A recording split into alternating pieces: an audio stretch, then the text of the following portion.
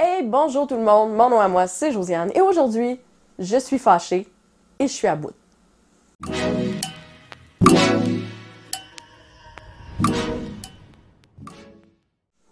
Pourquoi je suis fâchée et à bout? Eh bien, c'est en cause du marketing d'influence, de marketing d'influenceurs. Ok, je sais qu'est-ce que vous pensez, mais c'est pas qu'est-ce que vous pensez. Je suis pas fâchée après les influenceurs, au contraire, les créateurs de contenu, je les adore, je les suis, je vais commenter, j'adore vraiment, on aime ça travailler aussi, faire des collaborations avec eux dans différentes sphères, que ce soit pour ma chaîne YouTube personnelle ou encore avec des compagnies qui sont nos clients et leur référer des bons influenceurs pour travailler avec eux et de mettre de l'avant leurs produits. Je trouve que c'est une très bonne façon de faire du marketing web et c'est une bonne façon aussi d'établir sa marque au grand public. Qu'est-ce qui me fâche? C'est le côté un petit peu genre bien pensant ou des gens qui s'improvisent spécialistes de la chose, du marketing web ou encore du marketing d'influenceurs et qui n'ont pas nécessairement travaillé, mais qui ont lu des affaires ici et là et qui font un ramassis ou un résumé un peu tout croche de qu'est-ce que le marketing d'influenceur. Il s'en dit beaucoup de choses sur le marketing d'influenceurs. J'ai la chance de travailler en tant que propriétaire d'une agence marketing web, mais aussi d'avoir eu la chance d'avoir des partenariats avec des marques à titre d'influenceur. Mais là, on va arrêter, comme je disais dans mon podcast Wi-Fi Café Ambition, de dire le mot influenceur tout bonnement et garrocher le mot influenceur et de mélanger le public avec ça. Ce matin, Radio-Canada, RDI le matin en fait, donc c'est toutes les informations du matin sur RDI, ont eu une belle capsule sur le marketing d'influenceurs, mais c'était pas une belle capsule. No, God! No, God, please, no! No! No! No! Qu'est-ce qui est arrivé, c'est qu'on a invité une madame qui a un doctorat en communication. Félicitations pour elle, je suis bien contente pour elle. Par contre, son intervention, elle a été peu pertinente et vraiment toute mélangeante. Écoutez, qu'est-ce qu'on va faire pour que je vous explique exactement qu'est-ce qui s'est passé? On va décortiquer et écouter ensemble le vidéo. Je vais l'arrêter, vous allez voir le vidéo, je vais arrêter et mettre mes commentaires. J'espère que vous allez bien. Merci beaucoup d'être de retour sur ma chaîne. Là, en ce moment, je suis en peignoir, démaquillée, pas coiffée parce qu'on va tout faire ça ensemble aujourd'hui. Ah, vous avez vu une de ces influenceuses du web, notamment sur YouTube. C'est ce qu'on va parler tout d'abord avec notre spécialiste. Les 10 premières secondes, super, ils ont mis un influenceur québécois, une YouTubeuse, donc Cynthia Dulude, qui fait du YouTube depuis plusieurs années, super maquillage, super technique, vraiment, cette fille-là est super sympathique pour l'avoir rencontrée à plusieurs reprises. Et je peux vous dire, c'est super bien fait de montrer des extraits de ses vidéos à elle, mais par contre, il y a tellement plus d'influenceurs québécois que Cynthia Dulude, PL Cloutier, Massy Mayou et j'en passe, qu'on aurait pu faire un petit mash-up de 10 secondes avec plusieurs extraits. Là, c'est juste comme, ils vont-tu parler de Cynthia Dulude? Là, je suis vraiment pas parfaite parce que j'ai utilisé le mot influenceur au moins 4 fois depuis le début et je l'utilise encore en ce moment, mais il faudrait arrêter d'utiliser le mot influenceur pour parler de ces personnes-là qui créent du contenu. On devrait plutôt parler de créateurs de contenu, de créateurs vidéo, de créateurs de blog. Et le mot influenceur a été inventé par une agence marketing web ou des marketeurs pour justement expliquer et alléger les meetings avec les clients. Puis ça, on le vit souvent pour vulgariser une information, pour dire que ces gens-là qui créent du contenu sur le web, ils ont de l'influence, donc ils sont des influenceurs. Mais je l'ai déjà dit à plus qu'une fois, un politicien peut être un influenceur, un musicien peut être un influenceur, une vedette de télé là, peut être un influenceur. Tout le monde peut être un influenceur, même vous dans votre cercle social. Par contre, c'est plus de le cibler au niveau du web. On va parler de influenceurs web. Par contre, ils font toutes des choses différentes et c'est des créateurs de contenu. Et c'est là aussi que ça devient mélangeant. Parce que là, comment ça, lui, c'est un influenceur, puis il est sur YouTube, puis lui, c'est un influenceur, puis il fait du blog, puis lui, il a Instagram. Puis il y en a qui pensent que influenceur, c'est juste à Instagram. Non, c'est des créateurs de contenu. Ces créateurs de contenu-là, sur le temps, et je le vois aussi en agence, ont bâti une audience. Donc, qu'est-ce qui fait? Ben, c'est qu'ils ont bâti la crédibilité. Si tu me dis que dans le cas de Cynthia Dulude, tel cosmétique est efficace, puis que je le vois l'appliquer, puis que je te vois en faire des tutoriels, je vais être influencée à l'acheter. Un peu la même façon qu'autrefois, le magazine, quand on voyait un lookbook, on allait acheter un morceau de linge ou quelque chose comme ça, parce qu'on se disait « Ah oui, c'est vrai que ça plus ça va bien ensemble. » Bien, c'est la même chose au niveau de l'Internet. Attendez la suite, parce que vous allez voir, là, j'ai juste tiqué sur le mot « influenceuse », mais attendez la suite. C'est un vrai bijou. Vous savez, il y a YouTube, il y a Netflix, il y a d'autres plateformes également qui ont remplacé la télévision chez de nombreux utilisateurs. Les YouTubers, c'est comme ça qu'on les appelle, sont devenus les stars de demain. Ils accumulent les vues, les abonnés également sur leur chaîne. Ils possèdent un réel pouvoir auprès de leurs fans. Et on l'a dit, ce sont de véritables influenceurs qui gagnent même des fortunes. L'animateur vient de dire ce qui suit. Il y a Netflix et il y a YouTube, et on appelle ça des YouTubers. Avouez que c'est mélangeant pour vous. Imaginez moi qui est dedans, j'ai fait « Mais de quoi qu'il parle? Netflix puis YouTube, c'est pas du tout la même chose. » C'est sûr que oui, ça a remplacé la télé, sauf qu'il faut pas mettre des pommes puis des carottes dans le même panier quand on parle de plateformes interactives vidéo en parlant de Netflix et de YouTube. YouTube a été créé à la base pour des créateurs de contenu indépendants, pour partager des vidéos, pour partager de la création de contenu de façon indépendante sans être associé à un studio de télé ou une méga production. Netflix a été créé dans l'optique d'être le compétiteur numéro 1 à l'époque de Blockbuster, mais au lieu de se lever ses fesses puis aller chercher un film justement dans une boutique vidéo, j'ai oublié le nom, tellement que ça fait longtemps, mais vous savez de quoi je parle. Donc, de se lever les fesses, aller, mettons, chez Vidéotron ou chez Blockbuster, puis faire comme « Oh, je vais louer une cassette ou un DVD », ben Netflix l'envoyait par la poste et tu devais le retourner au bout de 48 heures, 72 heures et tout ça par la poste. C'était vraiment génial et éventuellement, il va décider qu'il va tout faire en ligne et offrir les films qui offraient la sélection de films, la même que Blockbuster, en ligne. En plus, Netflix offre des productions télévisuelles et de Radio-Canada en passant, et puis aussi des productions hollywoodiennes. Il y a très peu de productions indépendantes, et s'il y a des productions indépendantes, ben c'est souvent associé à Netflix Original. Attention, c'est pas tout, donc on continue de regarder le vidéo et vous allez voir, c'est facilement démontable argument après argument. On va en parler avec Nina Douquet, qui est doctorante et chargée de cours au département de communication sociale et également publique de l'UQAM. Bonjour, Madame Douquet. Bon matin. Bon matin. Ben oui, c'est ça. Bon, il est encore tôt, hein? Tout on à le fait. sait, on se lève tôt également. Tout à fait. Qui est-elle, cette première dame qu'on a vue, là, qui parlait notamment du maquillage? Parce que je pense notamment que c'est très populaire, ça, sur le YouTube. Ben non, c'est la première dame. C'est notre Québécoise. Oui, exactement. Cynthia Dulude. Dulude, exactement. Oui, tout à Alors, elle, fait. c'est une véritable influenceuse. C'est pas ta québécoise, elle est québécoise. Nuance. Ben, j'aimerais ça juste commencer par nuancer Oui, allez-y, entre ben le oui. terme YouTuber et influenceur. Quelle est la différence? Ben, c'est pas tout à fait. Oui, les YouTubers influencent, mais l'influenceur en soi, c'est une profession à part.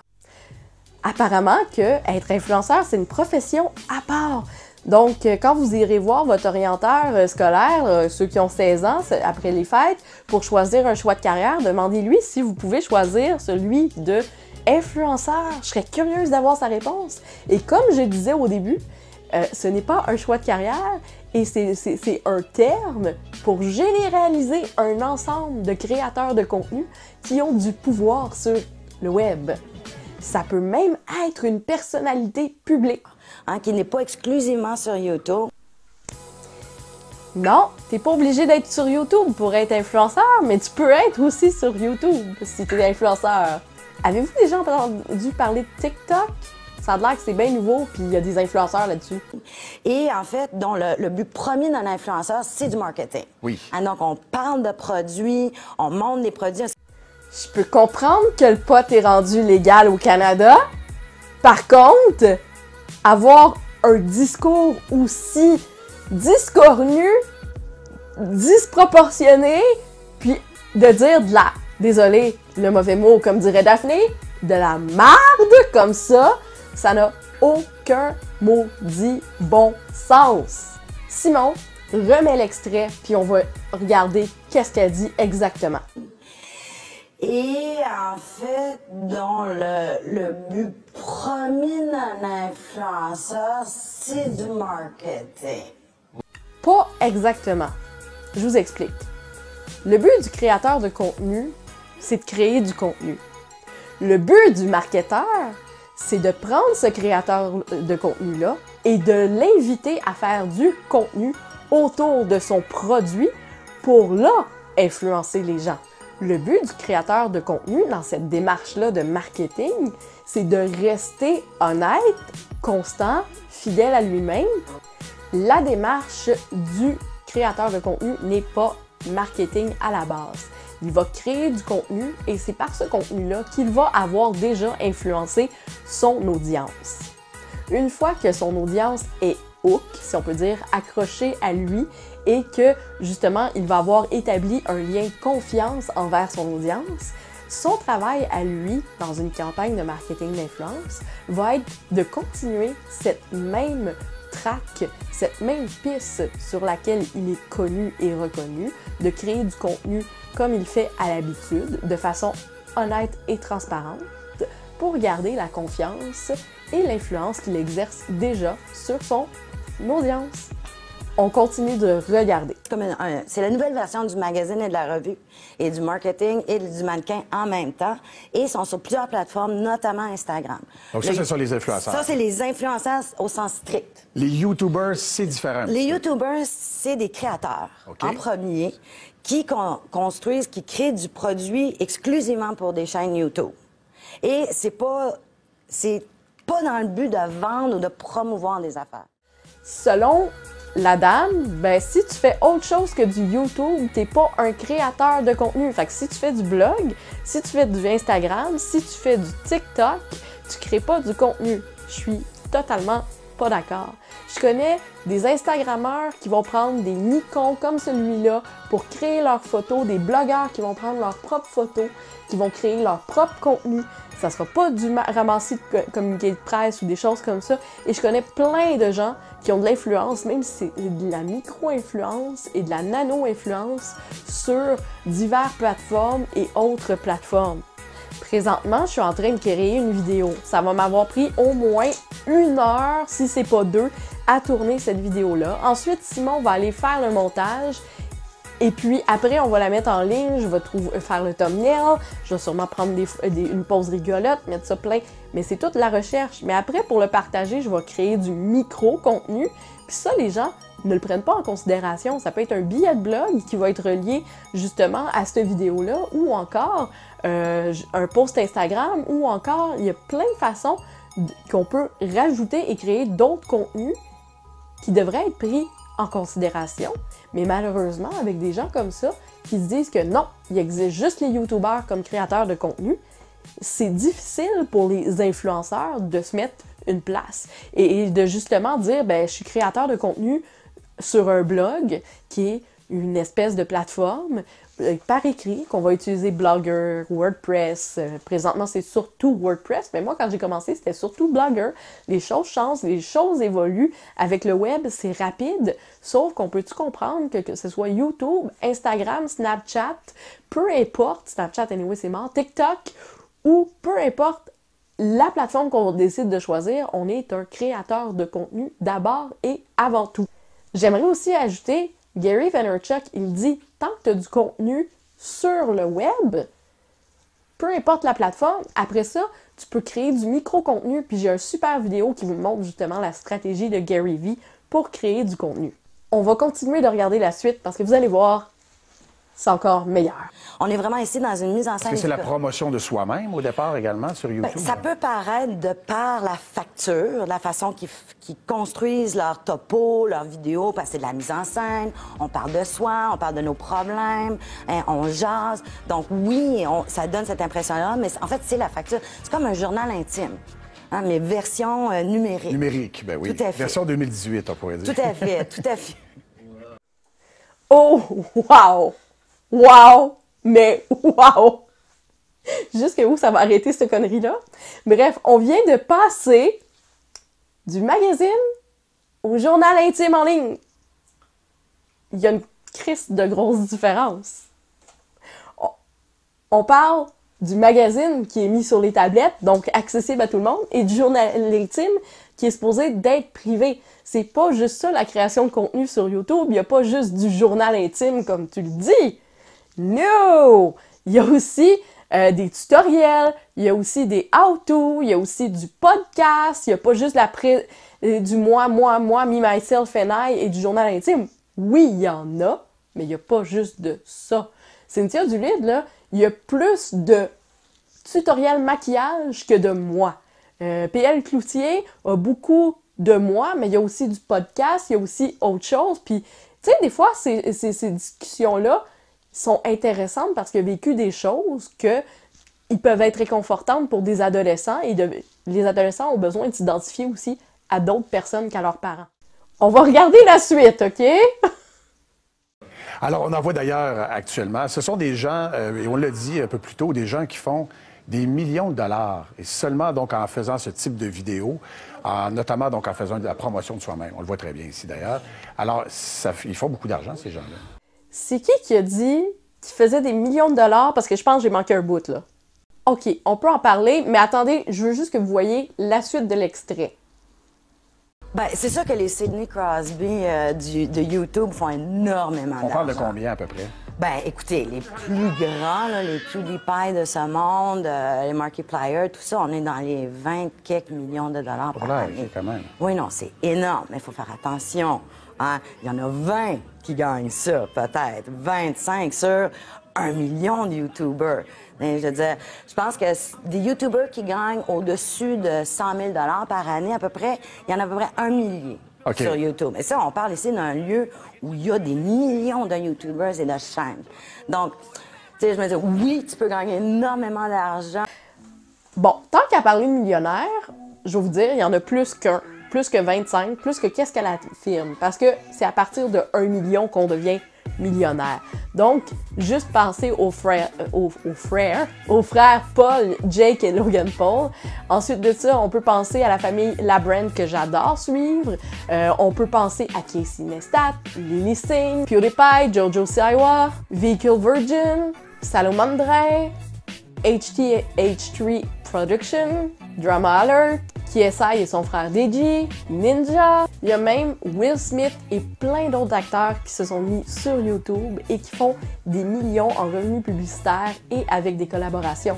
La plupart des revenus des YouTubers ne proviennent pas des revenus publicitaires de YouTube.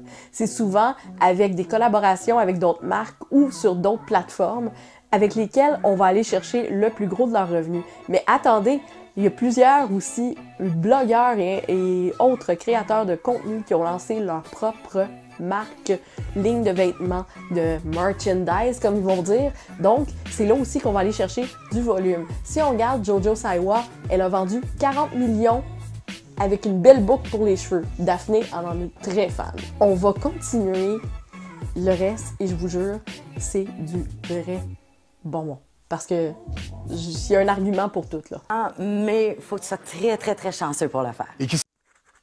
Fait que si je gratte aujourd'hui un billet, je pourrais peut-être gagner, par chance, de devenir un influenceur. Est-ce que je gagne pour devenir influenceur? Parce qu'on le sait bien, hein, le travail acharné et la constance, ça n'a jamais payé personne.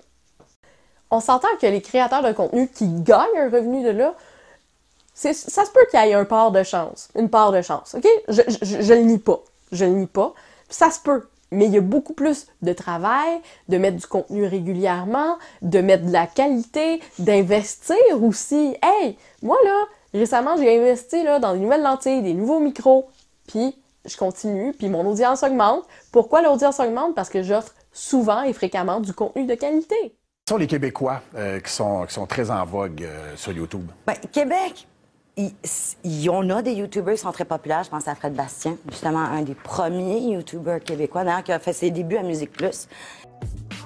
Je vais prendre une grande respiration et on va continuer. Fred Bastien, je l'adore, mais ces temps-ci, sur YouTube, il n'est pas vraiment présent.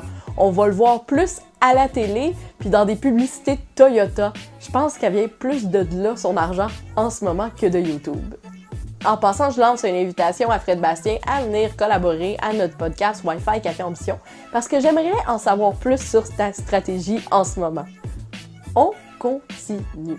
On a vu Cynthia, justement, PL Cloutier, entre Alors, ils font quoi? Ils font de l'humour, principalement? Oui. Parfois, ils peuvent vendre des trucs, ça dépend. Tout le monde sait que PL Cloutier et Cynthia Dulude, c'est des humoristes. Moi, j'ai été voir leur dernier show, c'était écœurant. En fait, l'idée, c'est que comme il y a très peu de Québécois au Québec, hein, qu'est-ce que vous voulez, on n'a pas un large auditoire, on n'a pas un grand bassin de population. C'est vrai que comparé au monde, on est juste 7 ou 8 millions, dépendant des statistiques. J'ai pas regardé les statistiques récentes, mais aux dernières nouvelles, on n'était pas loin de 8 millions. Donc, c'est sûr qu'on est moins que le reste de la planète. Mais, on a quand même beaucoup de bons créateurs de contenu. On pense à IKU, Nabil Larèche, Gaboum Film, PL Cloutier, Cynthia Dulude, Fred Bastien, Cam Grande-Brune, Massi Mayou, qui est en train de faire des super vidéos en ce moment, ou encore Gabriel Marion, et je pourrais continuer d'en dire comme ça longtemps, mais on a plusieurs bons créateurs de contenu et plusieurs qui en vivent ou qui sont sur le bord de justement prendre un tournant entre quitter leur emploi et en vivre. On continue. Et YouTube génère l'argent à travers les clics, hein, ou à travers les vues. Donc, pour avoir, mettons, on dit à peu près que tu gagnes 1 $ pour 1000 vues. YouTube génère l'argent à travers des clics et des vues. Donc, les clics et les vues, et probablement qu'elle va dire les abonnés, genre rendu là, c'est rendu de la connerie, parce que c'est beaucoup plus complexe que ça.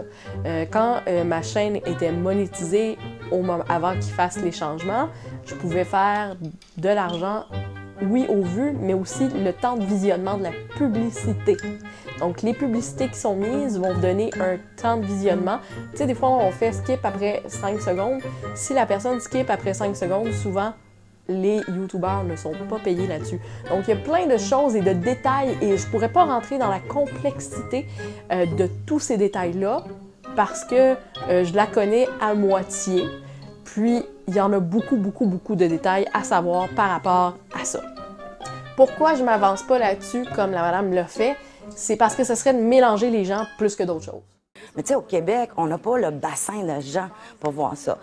On n'a pas le bassin de gens pour voir ça. Je suis d'accord, mais qu'est-ce qu'on a oublié de mentionner là? C'est que ceux qui en vivent ont aussi la francophonie à travers le monde. Donc, ceux qui font du contenu en français, bien, vont aller chercher aussi l'Europe, la France, certains pays comme le Maroc et l'Algérie, où est-ce qu'il y a quand même une forte concentration de francophones. 3 bons exemples ici au Québec, eh bien, on a Nabil Larèche, Aikiliu, Steel Horse et Denise. Donc, les jeunes qui font YouTube ici au Québec doivent trouver d'autres moyens pour faire de l'argent. Souvent, ça va être en faisant des partenariats avec des chaînes de télévision, justement. Voilà. Il n'y a pas juste au Québec que les gens vont trouver d'autres moyens pour faire de l'argent avec YouTube. Si on parle des gros YouTubeurs, justement, Jake Paul, Logan Paul, ou encore Lee Sing, ils ont aussi de la merchandise qu'ils vendent, donc des t-shirts à leur effigie, des produits connexes, vont sortir des livres, ils vont vraiment faire tout pour faire de l'argent de plus. C'est même assez fréquent de les voir faire des tours, puis des spectacles et des choses comme ça.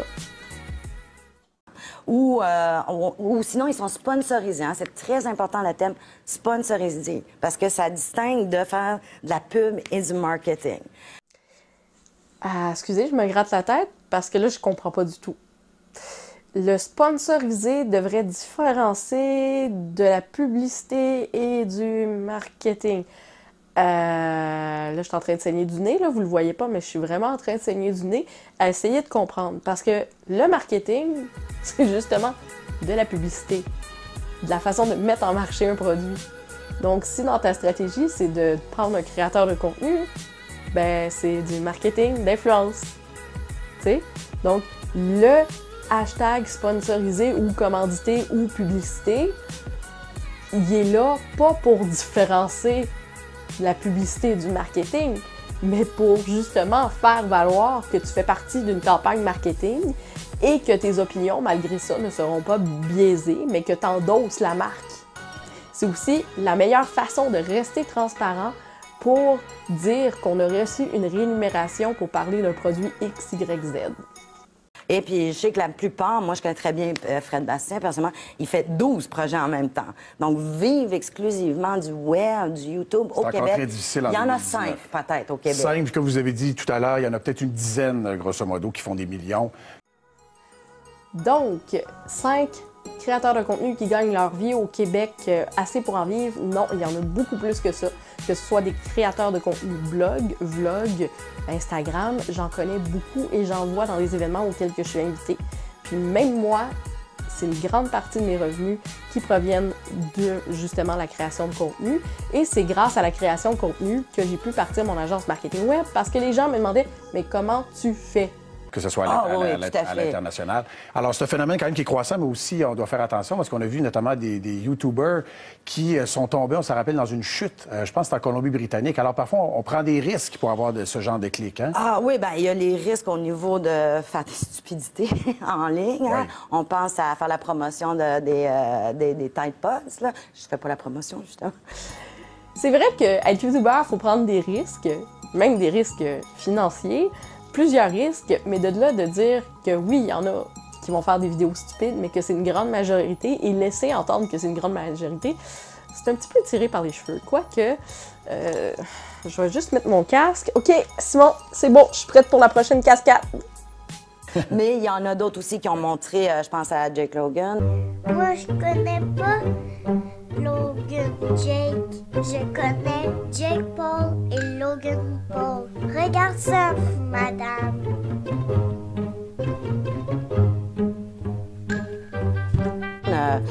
Non, c'était pas Logan, excusez-moi. OK, maintenant que vous savez la différence entre Jake Paul et Logan Paul, on continue de regarder.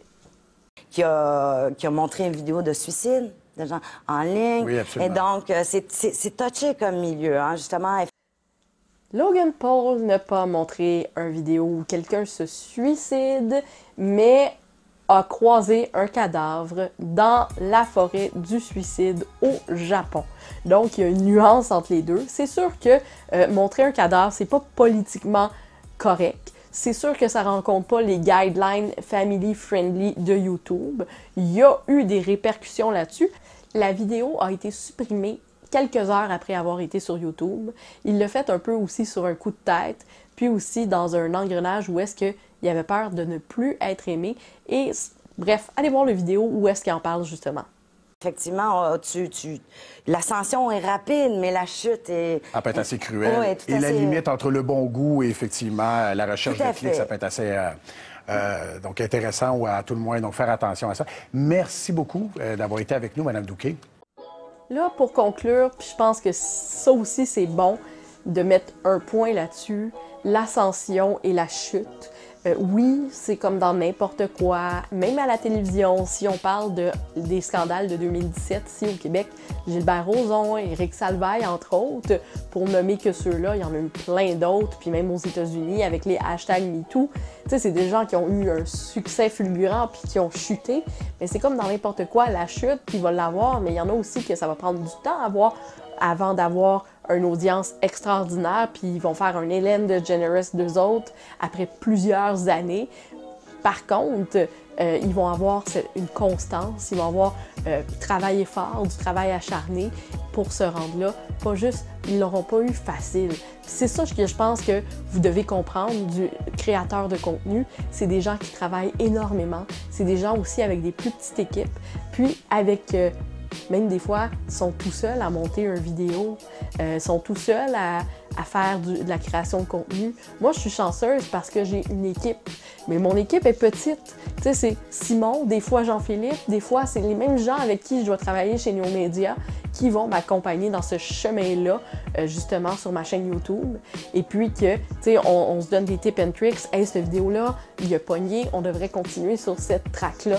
Et les capsules Wi-Fi Café Ambition ont vraiment commencé à décoller et pour 2019, c'est ça que je vais vous présenter surtout.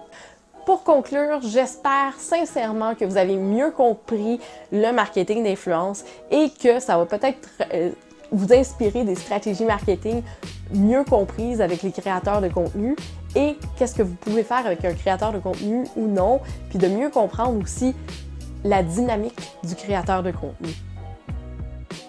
N'oubliez pas de liker et de vous abonner à notre chaîne YouTube et puis chaque lundi, on va se voir à partir du 8 janvier pour un podcast, le 7 janvier, pour notre podcast Wi-Fi Café Ambition.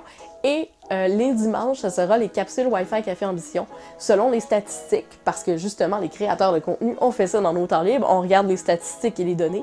C'est le dimanche et le lundi que vous êtes le plus actifs sur ma chaîne YouTube. Donc, on va continuer sur cette track-là. Et on se revoit très bientôt en 2019.